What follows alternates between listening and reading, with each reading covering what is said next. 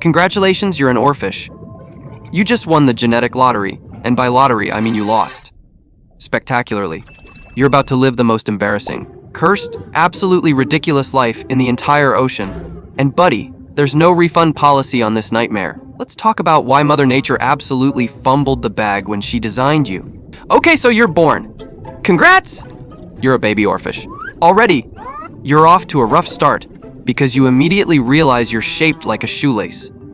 Like, what even are you? You're 36 feet long, but only a few inches wide. You're not a fish, you're a biological ribbon. You're what happens when evolution accidentally hits stretch instead of save. God looked at sharks and said, perfect killing machine. Looked at dolphins and said, intelligent and beautiful. Then looked at you and said, lol, what if we made a pool noodle with anxiety? And here's the best part, you don't even have scales. That's right. While every other fish gets armor, you got handed a slippery silver, coating that tears if someone looks at you wrong. You're basically swimming around wrapped in wet tissue paper. Oh, and you know how most fish swim horizontally like normal creatures? Not you! You decided to be quirky. You swim vertically, head up, body dangling down like some kind of underwater scarecrow having an existential crisis. You move by wiggling your dorsal fin like you're doing an awkward interpretive dance. It's slow. It's inefficient. Predators can literally grab lunch, eat it, take a nap, and you still haven't swum past them. But wait, your design nightmare is just the appetizer. Let's talk about your reputation. See, you live deep in the ocean, minding your own business in the dark, like the socially awkward disaster you are. But every once in a while, you get sick, or injured, or just tired of existing in the void, and you float up to the surface. And when you wash up on a beach, probably the worst day of your entire life, humans don't go, oh no, poor oarfish, let's help it.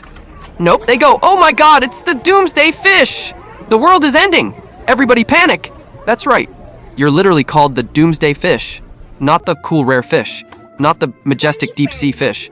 Doomsday. In Japan, they call you Yuga no Sakai, the messenger from the sea god's palace. Sounds fancy until you realize the message you're supposedly delivering is, whoa, earthquake's coming. Tsunamis. Death. Destruction. My bad. So you wash up on shore, barely alive, looking like a wet, deflated balloon. And humans are taking selfies with your dying body while predicting the apocalypse. Your existence is literally a bad omen. You can't even die in peace without becoming a viral news headline. And you know what the most insulting part is? The whole earthquake prediction thing. Complete nonsense. Scientists have checked. There's zero evidence. Zero. But does that stop humans from blaming you every single time? Nope, you're the scapegoat of the sea. Let's be clear, you don't predict earthquakes. You're not psychic. You're not even smart enough to know which way is up half the time because you're always vertical like a confused flagpole. Here's what actually happens. You get sick or disoriented because let's face it, with your noodle body and zero defenses, you're basically sick every other Tuesday. And you float up to shallow water where the pressure doesn't crush your fragile existence. Then you wash up. Then an earthquake happens 3 weeks later somewhere in the Pacific. And humans go see! The oarfish knew. My guy, earthquakes happen all the time in the Pacific Ring of Fire. That's like me walking outside and saying, I predict the sun will rise tomorrow, and then acting like I'm Nostradamus when it does. You're not a prophet. You're just unlucky enough to live in earthquake-prone waters and have terrible survival instincts. But honestly, the superstition is the least of your problems. Because even if humans stopped blaming you for natural disasters, you'd still have to wake up every day and be an oarfish. And brother, that is a full-time nightmare. Let's talk about where you live 3,000 feet below the ocean surface, in complete darkness, in freezing water, under crushing pressure. You're literally living in the ocean's forgotten basement next to the water heater that doesn't work. There's no sunlight, no warmth.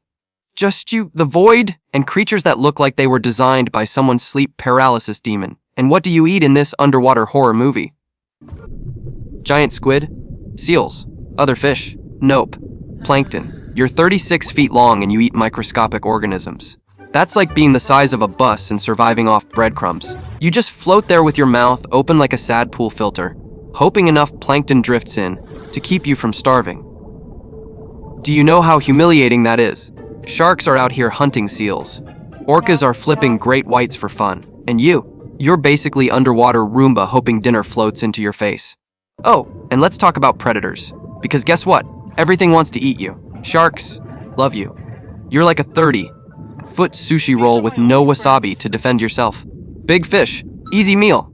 Your defense strategy. Well, you don't have one. You can't swim fast. You can't fight. You can't camouflage because you're silver and glowing like a disco ball at a funeral. Your only move is to hope nobody sees you. That's it. That's the plan. Maybe if I stay very still, this shark won't notice the 36-foot reflective ribbon floating right in front of him. Spoiler alert, he notices. And here's the thing, scientists don't even know how you reproduce. They don't know how long you live. They don't know where you go, or what you do most of the time. You're so forgettable that science doesn't even have basic answers about you. You're a mystery, and not the cool mystery like Bigfoot or the Loch Ness Monster. You're the mystery nobody cares enough to solve. You're like that one weird file on your computer from 2008 that you're too lazy to open. Oh, and your body, fragile as wet paper. You can't handle pressure changes. So when you do come to the surface, either because you're dying or because you made yet another poor life choice, your body starts falling apart. You're like a biological stress ball that breaks if you squeeze it wrong. And then, when you finally die and wash up on shore, here's what happens. Humans poke you with sticks, they take selfies with your corpse. Kids scream. Old people pray. Conspiracy theorists start making YouTube videos. Doomsday fish found. Is this the end? No, Karen, it's not the end. It's just Frank the Oarfish who had a bad week, and now he's dead on a beach, while you're standing on him for Instagram likes.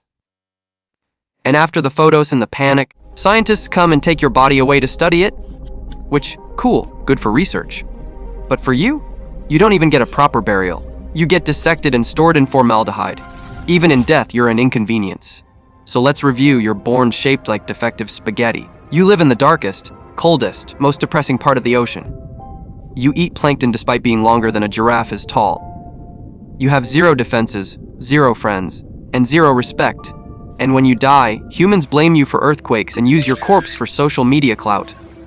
Being an oarfish isn't just bad luck, it's a cosmic joke with you as the punchline. Mother Nature really said, let's see how much one creature can suffer, and created you. Honestly, respect for even surviving this long. Because if I were an oarfish, I'd have given up on day 1. If you thought the oarfish had it rough, wait until you see the next video where I roast the blobfish, a creature so ugly it looks like it's already given up on life. Click now, because, trust me, it gets worse.